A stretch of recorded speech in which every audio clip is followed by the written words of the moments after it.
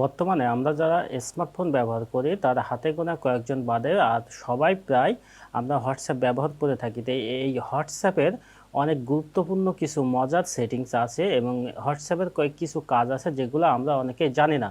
তো আজকে এই ভিডিওতে আমরা দেখব হোয়াটসঅ্যাপের 4টে গুরুত্বপূর্ণ কাজ যেটি আমরা অনেকেই ব্যবহার করি না অথবা করতে পারি না অথবা জানি না।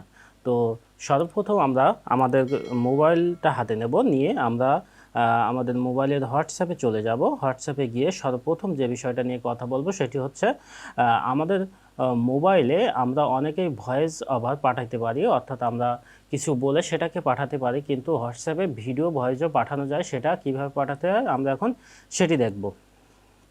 তো সর্বপ্রথম আমরা যার কাছে ভিডিও পাঠাতে চাই তার অ্যাকাউন্টে প্রবেশ করব। করার পরে এখানে দেখুন যে ভয়েসের যে আইকনটা আছে এই আইকনে একটি ক্লিক করব। করার পরে এখানে ভিডিও একটি আইকন চলে আসছে। তো আমরা এখন এই ভিডিওতে ট্যাপ করে ধরে রাখবো। রাখার পরে দেখুন এখানে আমাদের ভিডিওটি শুরু হয়ে গেছে।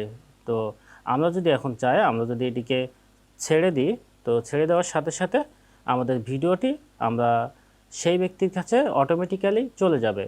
তো এই ছিল হোয়াটসঅ্যাপের ভিডিও ভয়েস ওভার পাঠানোর সিস্টেমটা। 2 নম্বরে আমরা যেটা দেখব সেটি হচ্ছে আমাদের বাসাবাড়িতে অনেকেই আমরা হোয়াটসঅ্যাপ সেটআপ দিয়ে রাখি, যে হোয়াটসঅ্যাপে আমরা চাই যে এখানে পরিচিত নাম্বার ছাড়া অপরিচিত নাম্বার যেন ফোন না দিতে পারে। অনেক সময় হোয়াটসঅ্যাপে আমাদের অপরিচিত নাম্বার থেকে কল চলে আসে। তো আমরা চাচ্ছি যে আমাদের ফ্যামিলিতে যে ফোনটি আসে এই ফোনটিতে কোনো অপরিচিত নাম্বার যেন ফোন না দিতে পারে। সেজন্য আমাদের যে কাজটি করতে হবে সেটি হচ্ছে আমাদের হোয়াটসঅ্যাপে চলে যেতে হবে। হোয়াটসঅ্যাপে গিয়ে যে 3 ডট আইকনে চলে যেতে হবে, এরপরে এই যে সেটিংস অপশনে ক্লিক করতে হবে। সেটিংস অপশনে ক্লিক করার পর আমাদের যে কাজটি করতে হবে সেটি হচ্ছে এই যে প্রাইভেসি অপশনে একটি ক্লিক করতে হবে। প্রাইভেসি অপশনে ক্লিক করে এই যে নিচের দিকে চলে আসলাম। নিচের দিকে আসার পরে আমাদের দেখুন এই যে কলস নামে অপশনটি, এই কলসে আমরা ক্লিক করব। কলস নামে ক্লিক করার পরে এখানে যে সাইলেন্স আননোন কলার্স, এখানে এই অপশনটি আমরা ওকে করে দেব। এই অপশনটি ওকে করে দেওয়ার সাথে সাথে আমাদের ফোনে আর অপরিচিত কোনো নাম্বার থেকে কল আসবে না হোয়াটসঅ্যাপে। তো আমি এখন এটাকে অফ করে রাখলাম। এই ছিল দ্বিতীয় যে পদ্ধতি সেটা। 3 নম্বরে আমরা যে বিষয়টা নিয়ে কথা বলবো সেটি হচ্ছে যে আমাদের হোয়াটসঅ্যাপ, আমরা চাই যে আমাদের হোয়াটসঅ্যাপটা যেন সুরক্ষিত থাকে, এই জন্য হোয়াটসঅ্যাপটা আমরা লক করে রাখতে চাই। তো আমরা অন্য কোনো থার্ড পার্টির সফটওয়্যার এর সাহায্য ব্যতীত আমাদের হোয়াটসঅ্যাপের নিজস্ব অপশন থেকে আমরা হোয়াটসঅ্যাপটিকে লক করে রাখতে পারি।